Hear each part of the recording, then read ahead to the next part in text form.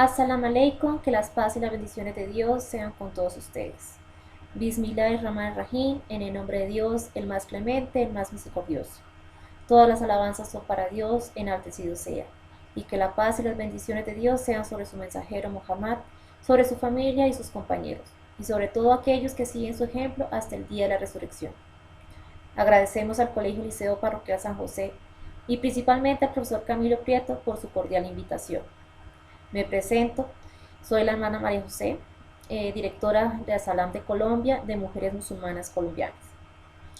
Como mujer y musulmana, les hablaré de la importancia del papel o la situación de la mujer en el Islam. Podemos decir que es uno de los temas más controversiales y polémicos en los últimos tiempos, ya que es muy poca la información que se maneja al respecto, y a lo que se asuma una gran cantidad de prejuicios infundados y sobre todo por los medios de comunicación, como es el cine, la televisión o el internet, donde constantemente utilizan términos como extremismo islámico o se refieren a los musulmanes como machistas que cubren a sus mujeres y a estas como pobres mujeres que se encuentran en una situación lamentable. Dicen que el Islam es el enemigo de la mujer, que degrada su dignidad y humilla su orgullo y la deja a un nivel más cerca del estado puramente animal, que solamente es un goce sexual para el hombre y un instrumento para engendrar, de tal suerte que la mujer está en una posición inferior al hombre y dominada por él. No existe otra cosa más falsa y fuera de la realidad de esta afirmación. Quien así lo dice ignora totalmente las normas islámicas. Dios Todopoderoso en el Islam, de hace más de 14 siglos, por medio de nuestro libro sagrado, el Corán, declara la igualdad de hombres y mujeres en la vida, en el honor, en la dignidad, en la sociedad en general, respetando los bienes de ambos, de hombres y mujeres. Dios nos dice: los bienes de todas las personas son sagrados y por lo tanto está prohibido menoscabar directa o indirectamente. Todos esos derechos son comunes a hombres y mujeres sin ninguna distinción. Lo que muchos desconocen es que la misma goza de un estatus, de derechos y privilegios, los cuales el Islam nos otorga desde sus mismos orígenes, y que la mujer en la mayoría de los países occidentales obtuvo apenas en este siglo, como el libre manejo de sus bienes, el derecho al voto y otras cosas. Además de esto, la mujer es valorada en la sociedad islámica por su inteligencia, su capacidad y su virtud, no por su aspecto físico. Para poder comprender los cambios que el Islam le trajo a la mujer, debemos analizar brevemente su condición antes de la llegada del Islam en la sociedad árabe y en otras sociedades del mundo, pero por cuestiones de tiempo solamente hablaremos en la sociedad árabe. La condición de la mujer a través de la historia, como era su vida en la sociedad árabe preislámica. La mujer en la sociedad árabe pagana sufría grandes injusticias y esta estaba expuesta a diversos tipos de humillación antes que comenzara la misión del mensajero de Dios, que las paz y las bendiciones sean con él. Se trataba a la mujer como una posesión material, que era descartada a voluntad por su tutor. No tenía derecho a heredar de sus padres ni de su esposo. Los árabes creían que la herencia solo debía tratarse entre quienes tenían habilidades físicas, como por ejemplo los que podían montar a caballo, pelear, obtener botines de guerra o proteger el territorio de su tribu o clan, ya que una mujer normalmente no tenía esas habilidades. Ella misma era parte de la herencia, a ser repartida como cualquier otro bien material tras la muerte de su marido. Si el difunto esposo tenía hijos adultos de otros matrimonios, el hijo mayor tenía el derecho de quedarse con la mujer de su padre, tal como se quedaba con algunas otras cosas que su padre le haya dejado, y no podía liberarse de él a menos que ella pagara su propio rescate. Era común que los hombres pudieran tener tantas esposas como quisieran, sin ningún tipo de limitación. No había un sistema de legal justo que lo prohibiera al hombre cometer semejante injusticia a sus esposas. La mujer no tenía derecho a elegir ni opinar sobre el hombre que le tocaba en suerte para casarse, era simplemente entregada a su marido. La mujer no podía volver a casarse si su esposo la divorciaba.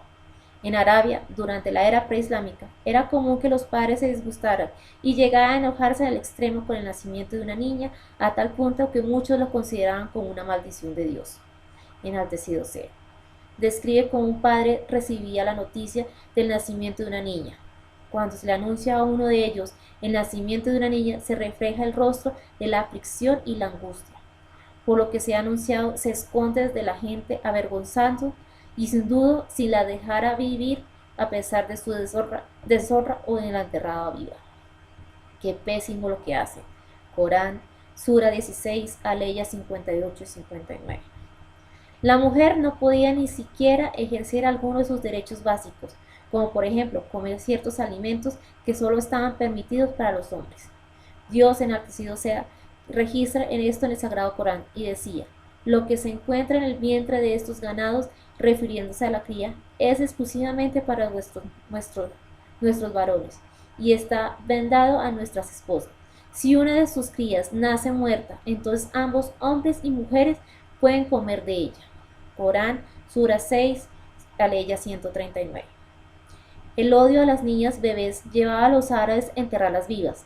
Dios, enaltecido sea, declara en el Sagrado Corán, con respecto al día del cuestionamiento: y cuando se pregunte a las niñas que fueron enterradas vivas por qué pecado las mataron.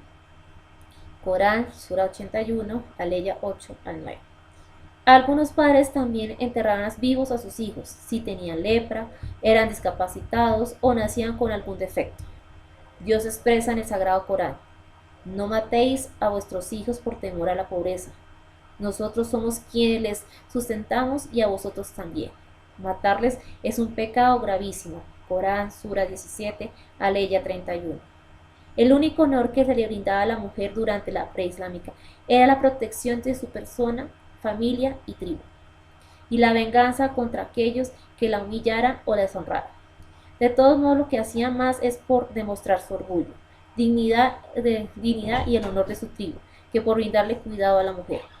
Esta situación que la mujer en la sociedad árabe llevó al segundo califa de los musulmanes a decir lo siguiente: juro por Dios que nosotros no tuvimos en cuenta a nuestra mujer hasta que Dios reveló lo que reveló sobre ellas en el Corán, y les repartió lo que les repartió. En estos temas los países árabes, pero el que sucedía en varios países del mundo, no se tenía en cuenta a la mujer. Por eso, muchos abusos que se cometieron contra ellas llevaron a que a medida que el mundo se fue modernizando, las mujeres salieron a la calle a reclamar por sus derechos, organizaban movimientos feministas, pensadoras, educadoras y activistas, el preámbulo de su balanceo para el otro lado. Entonces las mujeres exigieron la igualdad absoluta de derechos y a la liberación de tantos años de machismos y abusos. En muchos de los países laicos, donde hoy en día la mujer tiene la igualdad de derechos en muchos aspectos, pero al mismo tiempo esa igualdad ha expuesto a una agresividad inmoral y materialista, en la que es considerada como un objeto sexual a la venta, la ruptura de una unidad familiar y la propagación de la inmoralidad sexual. El aborto, la homosexualidad y los desvíos criminales han causado reacciones adversas dentro de la sociedad, en especial por parte de los religiosos o conservadores que no pueden ir en contra de la corriente. En este contexto, y con todo el legado que nos deja la historia, voy a presentar las características de los derechos de la mujer en el Islam y brindaré las respuestas a algunos errores de conceptos comunes para demostrar que es mejor seguir la guía de Dios que dejar a lo que al hombre y que la mujer se guíen entre sí según sus caprichos. Los derechos de la mujer en el Islam, en términos generales y como niña y su rol de hija, hermana, esposa y madre, el Islam trata a la mujer comprensivamente en el contexto de su relación con Dios, su creador, con ella misma como parte de la humanidad, con el hombre, su pareja y esposo, para formar su familia. Podremos comparar los derechos del Islam que le ha otorgado a la mujer teniendo en mente aquellos que le ha dado a otras sociedades. Vale la pena destacar que las enseñanzas islámicas atienden las necesidades y los derechos de la mujer a través de todas las etapas de su vida, como hija, hermana, esposa, madre y como miembro de la sociedad islámica. Y todo lo que hemos creado en pareja, reflexionar, pues sobre la gracia de Dios, el Corán, Sura 51, Aleya 49. Oh hermanos, lo hemos creado a partir de un hombre, Adán, y una mujer, Eva, y de su descendencia os congregaremos en pueblos y tribus, para que os conozcáis unos a otros. En verdad, el más honrado de vosotros ante Dios, el más piadoso y ciertamente Dios omnisciente, está bien informado de lo que hacéis. Sura 49, Aleya 13. En muchas ocasiones, el Islam trata a la mujer igual que el hombre. Mencionaremos algunas aquí. Primero, ambos, hombres y mujer, son iguales en cuanto a su humanidad. El Islam no caracteriza a la mujer, por ejemplo, como la fuente de mal del pecado original, que echó a Adán del paraíso, o que ella sea la causa del mal que en el mundo, como sostienen algunas doctrinas religiosas y fábulas, por haber abierto la caja de Pandora que contenía todos los vicios. Dios enaltecido sea, dice en el Sagrado Corán: oh humanos, temed vuestro Señor, quien os ha creado a partir de un solo ser, del que creó a su esposa e hizo descender a ambos muchos hombres y mujeres. Corán, Sura 4, Aleya 1. Y dice: ¿acaso cree que el hombre que se le dejará actuar a su antojo, sin que le sean impuestos límites ni sean cuestionados por ello? ¿No fue una gota de esperma eyaculada y luego un coágulo? Dios lo creó y le dio forma armoniosa, y creó a partir de él la pareja, hombre y mujer. ¿Acaso a quien tiene poder sobre todas las cosas no es capaz de resucitar a los muertos? Corán, Sura 75, Aleya 36-40. Dios ilustra esos versos. Él ha creado a ambos sexos de una misma fuente. No hay diferencia entre los sexos en cuanto a las cualidades humanas, y cada uno es complemento del otro, como dos géneros de la misma especie. El Islam abolió y derogó todas las leyes previstas que eran injustas, que consideraban a la mujer de naturaleza inferior. El profeta de Dios, que las paz y las bendiciones sean con él, dijo: ciertamente la mujer es la mitad gemela del hombre. Y otros. Segundo, el hombre y la mujer tienen las mismas obligaciones religiosas: el testimonio de fe, la shahada, las oraciones diarias, el salat, la caridad, el zakat, el ayuno, el siam, y la peregrinación, el hajj. Deben ser realizados por ambos sexos. En algunos casos se facilitan ciertas obligaciones a la mujer para aliviarla, por ejemplo, en relación a su salud y a su condición física. Cuando una mujer está menstruando o sufre un sangrado de posparto, está absuelta de rezar y de ayunar. Luego recuperar los días perdidos de ayuno, pero no las oraciones perdidas, para que no sean una carga. Dios altísimo sea, dice en el Sagrado Corán: los creyentes, las creyentes son aliados unos de otros, ordenan el bien y prohíben el mal, cumplen con la oración prescrita, pagan el zakat y obedecen a Dios y a su mensajero. Dios tendrá misericordia de ellos, y él, el Dios todopoderoso y sabio. Corán, Sura 9, Aleya 71. Tercero, ambos, hombres y mujer, reciben de Dios las mismas recompensas por su obediencia y los mismos castigos si lo obedecen, en este mundo y en el otro. Corán, Sura 30. Al creyente, al creyente que abre rectamente, sea un varón o mujer, le concederemos una vida buena y le multiplicaremos la recompensa de sus obras. Suras 16, Aleya 97. Y también dice: Dios les sostiene reservado su perdón y gran recompensa a los musulmanes y musulmanas, a los creyentes y a las creyentes, a los piadosos y a las piadosas, a los justos y a las justas, a los pacientes a los pacientes, a los humildes a las humildes, a aquellos y aquellas que hacen caridades, a los ayunantes a las ayunantes, a los pudorosos a las pudorosas, y aquellos y aquellas que recuerden frecuentemente a Dios. Corán, Sura 33, Aleya 35. Cuarto, la mujer tiene las mismas obligaciones morales y los mismos derechos que el hombre en cuanto a cuidar su castidad, integridad, honor y respeto. No se permiten ambigüedades, por ejemplo, quienes acusan falsamente de adulterio o fornicación a una mujer casta. Son castigados públicamente, tal como si acusaran a un hombre.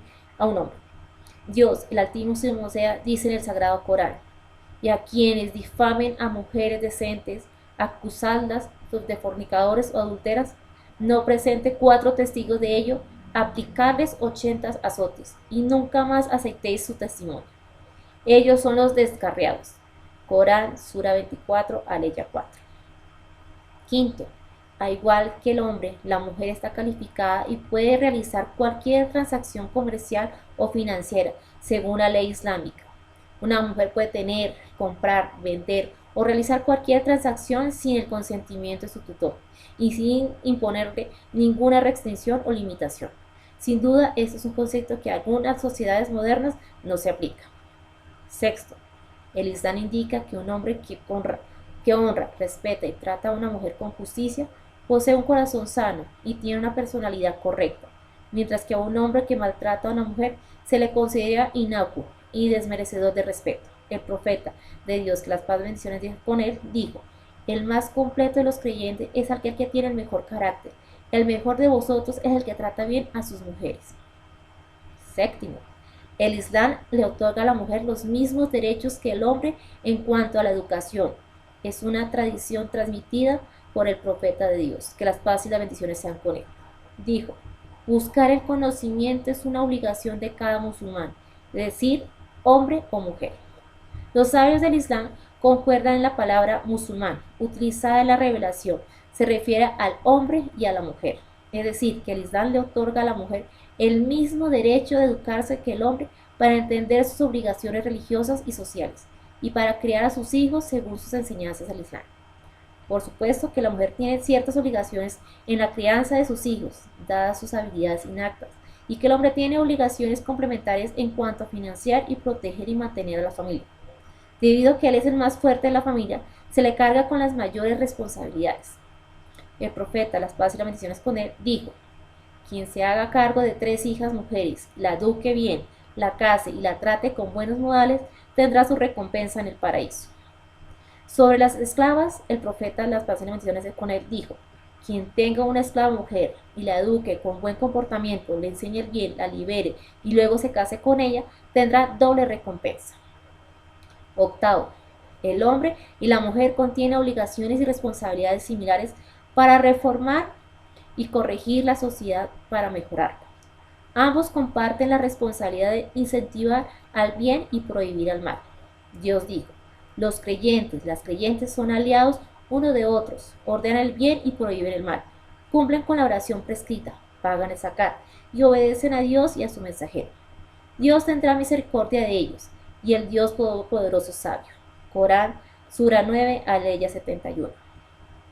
Noveno, el hombre y la mujer tienen derechos de bien determinados a recibir riquezas, tanto como están obligados a pagar el zakat, caridad obligatoria, según cálculos específicos. Todos los sabios del Islam concuerdan en esto. Una mujer tiene derecho a recibir su herencia, derecho que era impensable en muchas sociedades y que analizaremos en detalle más adelante. Dios dice: a los varones les corresponde una parte de lo que los padres y parientes más cercanos dejaron, y para las mujeres otra parte de lo que los padres y parientes más cercanos dejaron. Fuera un poco o mucho, les corresponde una parte determinada de la herencia. Sura 4, aleya 7. Décimo, la mujer, tal como el hombre, pueden ofrecer refugio y protección entre los musulmanes a todo aquel que lo pida. Dios, enaltecido sea, dice: si alguno de los idólatras te pidiera protección, ampárale, para que así recapacite y escuche la palabra de Dios. Luego, si no reflexiona, ayúdale a alcanzar un lugar seguro. Esto es porque son gente ignorante. Corán, Sura 9, aleya 6. El mensajero de Dios, que las paz y las bendiciones sean con él, dijo: y la protección de los musulmanes es una sola, y hasta el más débil puede brindarle la protección. Y si alguien usurpa el derecho de un musulmán, la maldición de Dios y sus ángeles y toda gente que caerá sobre sí, y no aceptará ni su arrepentimiento ni su dinero. Ahora hablaremos sobre la condición de la mujer y sus derechos de acuerdo con las etapas de su vida dentro de la sociedad musulmana: al nacer, como niña, en su juventud, en su rol de hermana, esposa, madre, amiga y vecina, y como mujer en general. Hablaremos de forma de resumen de algunos derechos de la mujer según la jurisprudencia islámica. La mujer como niña e hija. Dios, enaltecido sea, explica en el Sagrado Corán la importancia de preservar y cuidar al niño recién nacido. Establece el primer derecho que recibe: no matéis a vuestros hijos por temor a la pobreza. Nosotros somos quienes les sustentamos, y a vosotros también matarles es un pecado gravísimo. Corán, Sura 17, aleya 31. Abortar o matar a un hijo por cualquier motivo que sea es uno de los pecados más graves que recibe el castigo más severo de Dios y el sistema legal islámico. El Islam ordena a los padres de darles bellos nombres a sus hijos, cuidarlos como corresponde, atenderles sus necesidades, proveerlo de acuerdo a los ingresos de la familia y asegurarle una vida decente, respetable y honrada. El profeta, las paz y las bendiciones sean con él, dijo: ciertamente Dios os prohibió ser desobedientes y desagradecidos con sus madres. Os prohibió enterrar vivos a sus hijas mujeres. Por eso, la familia tiene el derecho de cobrar una compensación por la muerte de la víctima, como lo transmitió Aisha. Dos mujeres de la tribu Hutai pelearon, una le tiró una piedra a la otra, provocándole la muerte a ella y al bebé que llevaba en su vientre. Entonces, el profeta, las paz y las bendiciones con él, dictaminó que el clan debía pagar una compensación de un esclavo niño o niña por el feto y 100 camellas por la mujer. Dios Altísimo sea, dice en el Sagrado Corán: las madres divorciadas también amamantarán a sus hijos 2 años si desean complementar la lactancia. Y el padre durante este periodo tiene la obligación de proveer a la madre de su hijo el sustento diario, la vestimenta, de acuerdo a sus recursos. A nadie se le exige fuera de sus posibilidades. Corán, Sura 2, Aleya 233. El cuidado y la tutela de los niños es el derecho más importante después del derecho a ser amamantado por su madre. La madre tiene la custodia total de su hijo, desde que nace hasta que cumple 13 años. Esto es aplicable especialmente en el caso de divorcio, en donde los padres no se ponen de acuerdo. El Islam le otorga a la madre la custodia total de su hijo durante su infancia, porque en general es a ella quien tiene más cuidado y es más atenta a sus necesidades de su hijo, hasta que su hijo tenga la obligación o tenga el raciocinio de decir con quién se quiere quedar. La ley islámica estipula que los padres deben cuidar a sus hijos y prestarles atención, en especial a sus hijas mujeres por sus necesidades específicas. El profeta, la paz y las bendiciones con él, dijo: quien cuida a 2 hijas hasta su madurez llegará al día de la resurrección conmigo. Así unió sus dedos para ilustrar sus palabras. También dijo: quien tenga 3 hijas mujeres y sea paciente con ellas, las alimente, las vista de acuerdo a sus posibilidades, será como una barrera entre él y el fuego del infierno en el día del juicio final. La ley islámica y sus enseñanzas obligan a los padres a criar a sus hijos de la mejor manera posible, brindarles una educación sana y beneficiosa. El profeta de Dios, que las paz y las bendiciones sean con él, dijo: es un pecado que una persona sea negligente con aquellos de quienes es responsable. La mujer como hermana. Los hermanos son responsables de sus hermanas y deben cuidar su bienestar, honor y respeto. Y si por alguna razón el padre, los abuelos, los tíos no son capaces de cuidar ni mantener a la madre y a sus hijas, la responsabilidad cae sobre los hermanos, cuando estos alcanzan la edad de poder hacerlo. El profeta, la paz de las bendiciones con él, dijo: quien tiene 3 hijas o 3 hermanas y por temor a Dios se hace cargo de ellas, estará conmigo en el paraíso así. Y justo sus dedos índice y medio. La mujer como esposa. Uno de los mayores signos de benevolencia, misericordia y poder de Dios ha creado en la humanidad, en parejas, para que entre sí se reconforten y satisfagan sus necesidades y que se ayuden. El profeta, las paz y las bendiciones sean con él, enfatizó la importancia del vínculo matrimonial. Dijo: quien se case, complete la mitad de su religión, entonces tema a Dios por la otra mitad. Dios enaltecido sea, dijo en el Sagrado Corán: entre sus signos habréos creado esposas entre vosotros, para que encontréis entre ellas sosiego, y puse entre vosotros amor y misericordia. Corán, Sura 30, Aleya 21. La base fundamental de la sociedad es la familia, y el marido y la mujer son compártices en esa familia, sobre lo que es y se construye el hogar musulmán. Para que la familia tenga éxito y haya tranquilidad en el hogar, el Islam otorga a cada cónyuge ciertos derechos y obligaciones. Ahora hablaremos los derechos de la esposa. Primero, el dote. El dote es el derecho de cada mujer cuando contrae matrimonio. El contrato matrimonial no es legal si no se especifica el dote. Este derecho no se puede anular, incluso si la mujer estuviera de acuerdo.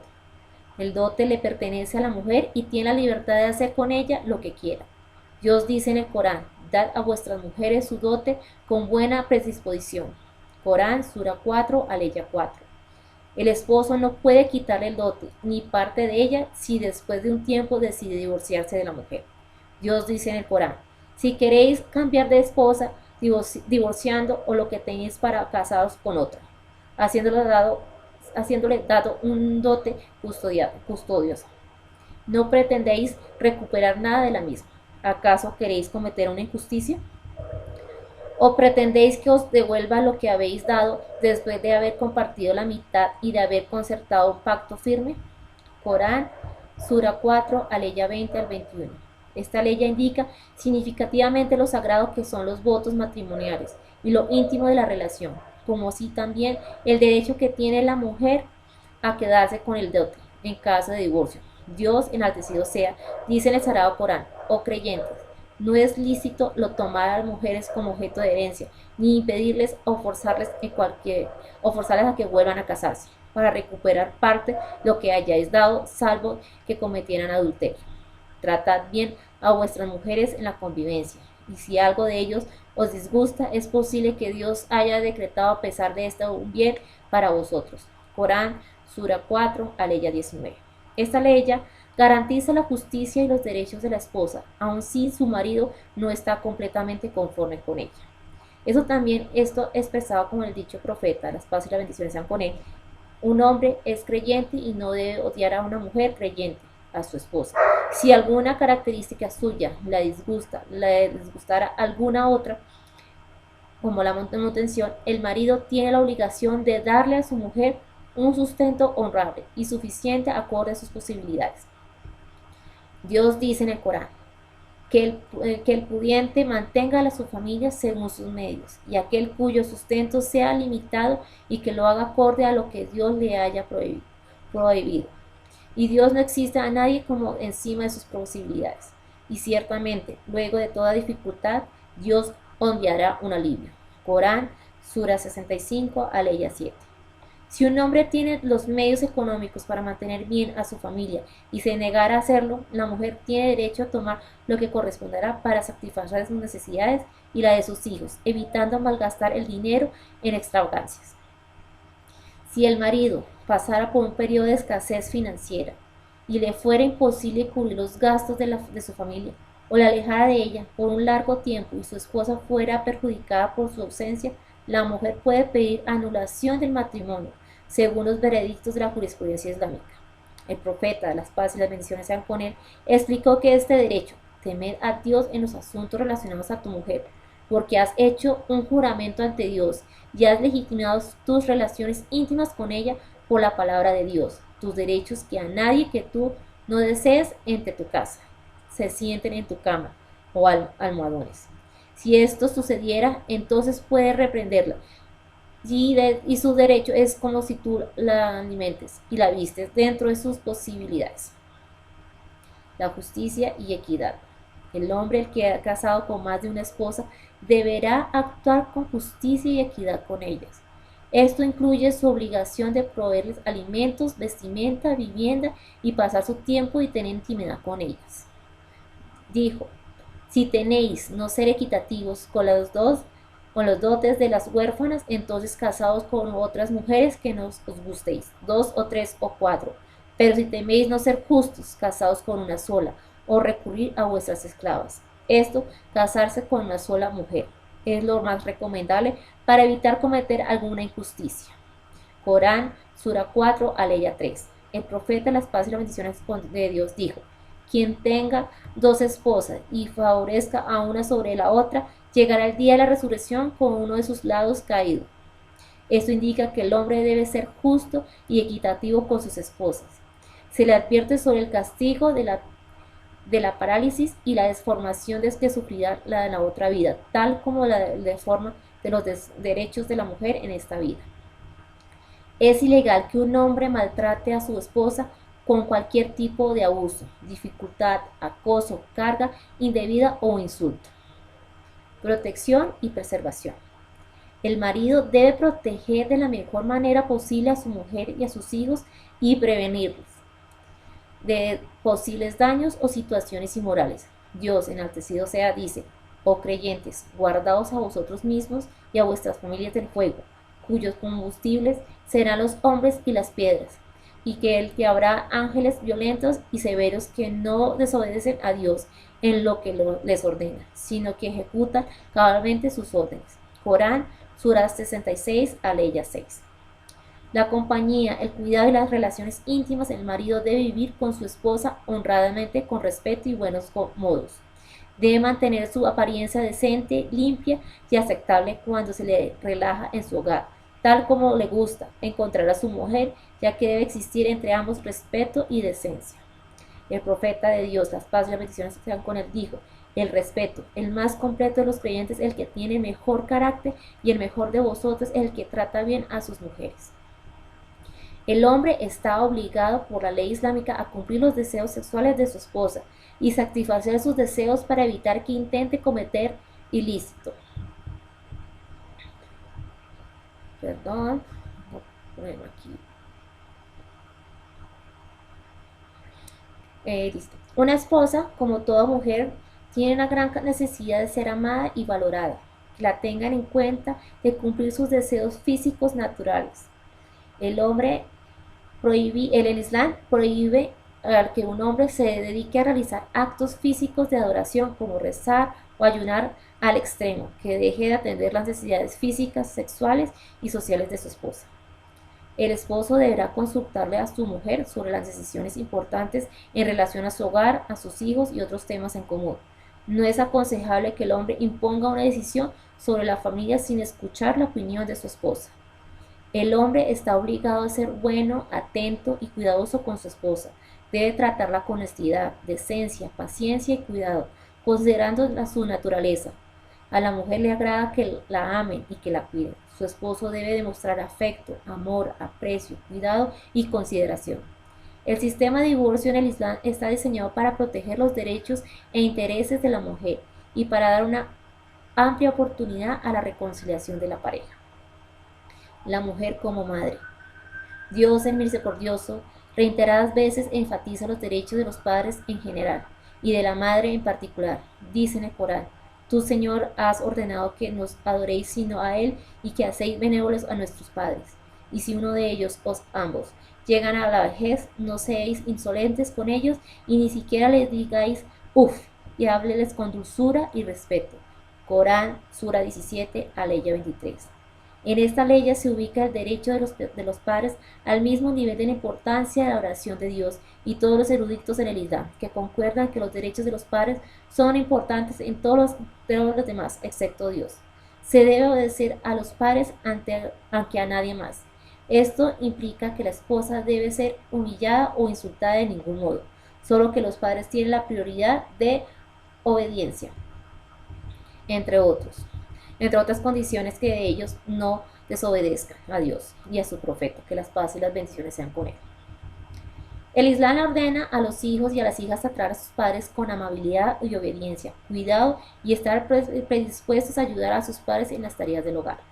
Desobedecer y faltar el respeto a los padres o no cumplir con sus derechos es uno de los pecados más grandes. El castigo de Dios no será solo en la otra vida, sino en esta también, según dicho del profeta, las paz y las bendiciones sean con él. Sobre dos tipos de pecado Dios enviará su castigo en este mundo: una transgresión violenta y la desobediencia de los hijos con sus padres. Vamos ahora a hablar de los errores de los conceptos sobre los derechos de la mujer y sus obligaciones en el Islam. Refutaciones sobre la poligamia, el liderazgo y su responsabilidad, el contrato matrimonial, su custodia, el maltrato físico, los crímenes por honor, el divorcio, el testimonio, la herencia, el dinero sucio, el trabajo y el hijab, el velo obligatorio. Son temas que generan mucha curiosidad y controversia. Hablaremos de algunos de ellos y daremos sus ejemplos. Me gustaría hablar de todos, cada uno de los detalles que acabo de hablar sobre los derechos y obligaciones de la mujer, pero hablar de los más controversiales y que ha generado mucha discordia y curiosidad principalmente. Entonces vamos a hablar sobre el hijab, que es el velo obligatorio. Este tema ha sido de material de sancionalismo en los medios, especialmente en países laicos como Francia o Turquía, que buscan declarar ilegal el uso del velo islámico, que es obligatorio en lugares públicos. No entraremos en detalles sobre este punto, pero sabiendo esto, dejaremos que ustedes nos digan por sí mismos si vestirse recatadamente y cubrir los atributos de belleza de la mujer es solo para proteger su honor o no. Dios dice: oh profeta, dile a tus mujeres, a tus hijas y a las mujeres de los creyentes que se cubran todo el cuerpo con sus mantos. Es mejor para que se las reconozca y no sean molestadas. Dios es observador y misericordioso. Corán, Sura 33, Aleya 59. En esta ley indica claramente que la mujer debe cubrirse para distinguirse de la gente, para ser identificada como una mujer musulmana respetable y evitar las miradas de molestia de los hombres. Como todos sabemos, la ropa provocativa hace que algunos hombres se acerquen a molestar a la mujer. Hay sociedades que incentivan y proveen esto, pero no entre los musulmanes creyentes y respetables. El mensajero de Dios, que las paz y las bendiciones sean con él, dijo: Dios ha escrito por porción de zina, fornicación o adulterio, que todo hombre cometerá inevitablemente. El zina de los ojos es mirar a las mujeres, el zina de la lengua es hablar, el corazón anhela y desea, y luego las partes privadas lo confirman o lo niegan. Esa tradición especifica que el hombre hará cierta cantidad de acciones pecaminosas, por eso deben tomarse todas las medidas preventivas que se puedan para evitar la tentación excesiva, como lo explica la jurisprudencia islámica. Una de estas medidas están relacionadas con la que la mujer vista, suelta y larga, de cubra su cabeza, y en algunas interpretaciones que cubran su rostro también. Dios dice en el Corán: diles a los creyentes que recaten su mirada y se abstengan de cometer obscenidades y no muestren sus adornos más de lo que está siempre vista, como lo usan como lo que se usa sobre el rostro, las manos y las vestimentas. Cubra sus pechos con sus velos, solo muestre sus encantos más allá del rostro y las manos. A sus maridos, a sus padres, a los padres de sus maridos, sus hijos, los hijos de sus maridos, sus hermanos, los hijos de sus hermanos, los hijos de sus hermanas, las mujeres, sus esclavas, sus sirvientes que no tengan deseos sexuales, los niños que todavía no sienten atracción por el sexo femenino, y diles también que no golpeen con los pies al caminar para que no se escuche el sonido de sus ajorcas, o sea, los tacones, y llame la atención de los hombres. Pedid perdón a Dios por vuestros pecados, oh creyentes, que así tenéis éxito en esta vida y en la otra. Corán, Sura 24, Aleya 31. Esta ley indica que quienes son los hombres mahram de la mujer, y establece los hombres y la mujer deben rescatar miradas por pudor, que es la mejor forma de autoprotegerse de las tentaciones naturales y la atracción mutua que ocurre entre los sexos opuestos. Y Dios dice, con el respeto a la forma provocativa que caminaban las mujeres y de la época preislámica, que los creyentes se comporten apropiadamente y con arrepentimiento. Y mejor permanecer en vuestras casas, pero si salís, no os engalanéis como lo hacían inadecuadamente las mujeres de la época preislámica. Haced la oración, pagad el zakat, obedeced a Dios y a su mensajero. Ciertamente Dios quiere apartar a vosotros todo pecado. Oh familia del profeta, purificaros y transmitirles los preceptos de Dios y la sabiduría de la Sunna. Que se mencione en nuestras casas, ciertamente Dios es sutil y está bien informado de lo que hacéis. Dios les tiene reservado su perdón y una gran recompensa a los musulmanes y a las musulmanas, a los creyentes y a las creyentes, a los piadosos y a las piadosas, a los justos y a las justas, a los pacientes y a las pacientes, a los humildes y a las humildes, a aquellas y aquellos que hacen caridades, a los ayunadores y a las ayunadoras, a los pudorosos y a las pudorosas, y a aquellos y aquellas que recuerden frecuentemente a Dios. Un verdadero creyente o una verdadera creyente no debe, o cuando Dios y su mensajero hayan dictaminado un asunto, actuar de una forma contraria. Sabed que quien desobedezca a Dios y a su mensajero se hará desviado evidentemente. Corán, Sura 33, Aleya 33 a la 36. Podemos ver que las leyes islámicas relacionadas con este tema son similares a otras culturas, que también visten y se comportan con recato, pero aún así los estándares de la identidad musulmana, la castidad, la rectitud y la moral son únicos. El Islam protege y salvaguarda a los individuos y a la sociedad en situaciones innecesarias, que los hombres y mujeres se mezclen y se expongan a tentaciones naturales. El mensajero de Dios, que las paz y las bendiciones sean con él, dijo: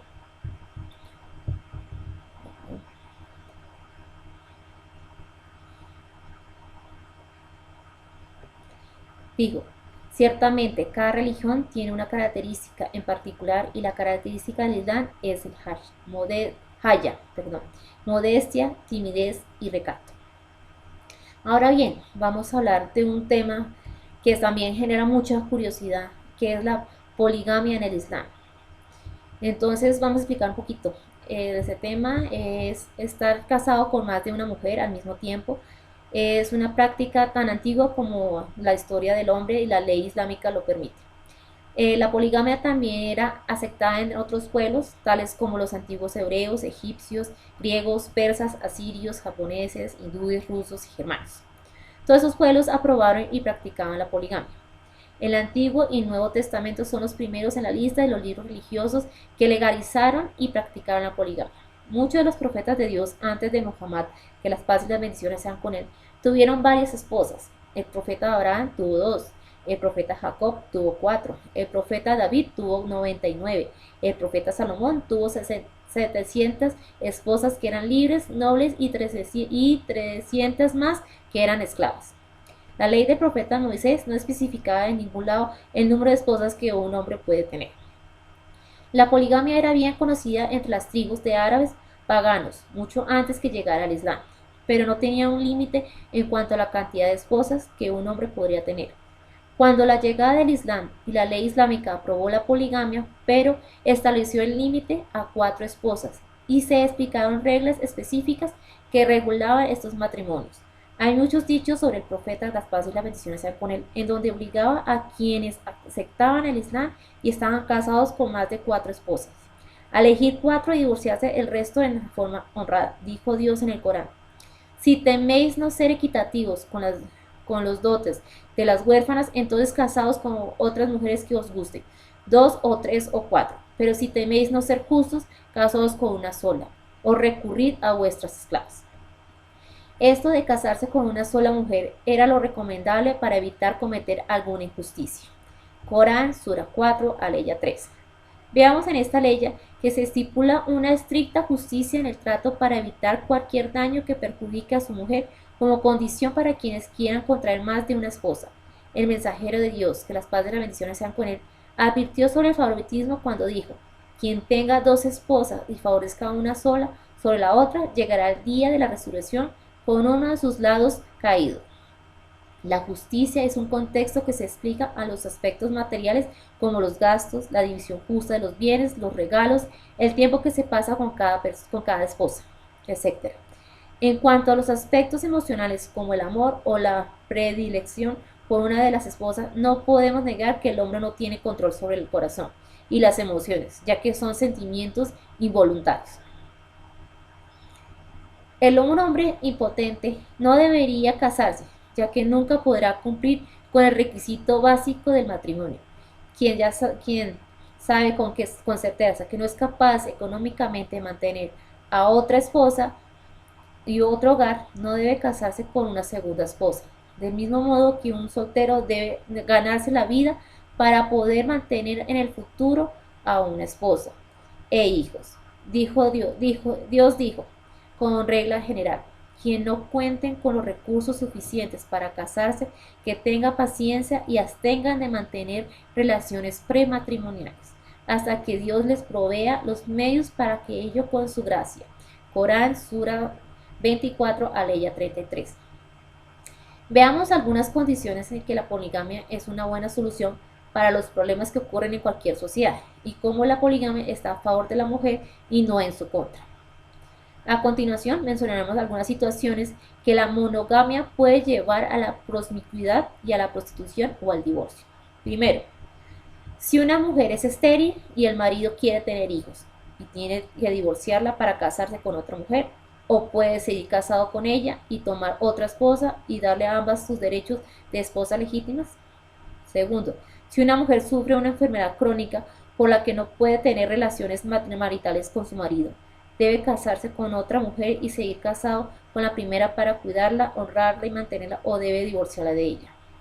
Tercero, existen hombres que tienen un buen pasar económico y un alto nivel de testosterona, que los hace sexualmente demandantes a una sola esposa y pueden no ser capaces de satisfacer sus deseos sexuales, o si su periodo menstrual o sagrado posparto son más largos de lo que común, o simplemente ella no tiene el mismo deseo que su marido. Es mejor que él siga frustrado en su matrimonio y busque la satisfacción afuera de su casa, o que case a otra mujer legalmente. Cuarto, en varios países alrededor del mundo, las guerras y otras catástrofes dejan más víctimas hombres que mujeres. Incluso demográficamente, el número de hombres en el mundo es menor que el de mujeres. El mejor ejemplo es el de la Primera y Segunda Guerra Mundial, que dejó un saldo elevadísimo de miles y millones de hombres muertos en batalla.